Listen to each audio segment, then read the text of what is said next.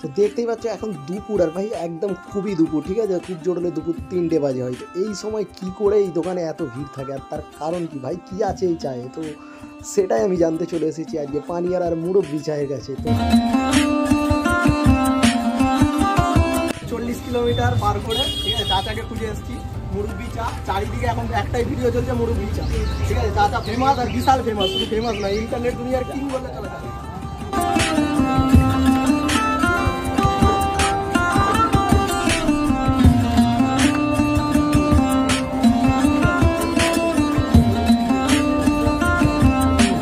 চাচার কাছে কি কি চা আছে আমরা সেটা বের করছি, কারণ আমরা এখানে এসেছি।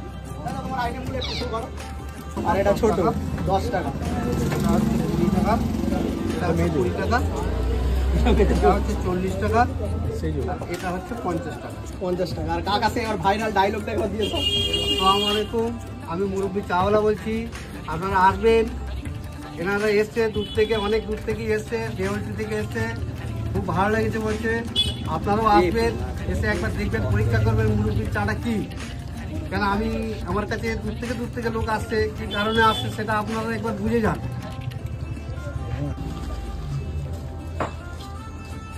এটা কেমন? মুরব্বি কাকার চা মুরব্বি কাকার মতোই সুন্দর, ঠিক আছে, তোমরা আসতে পারো অবশ্যই।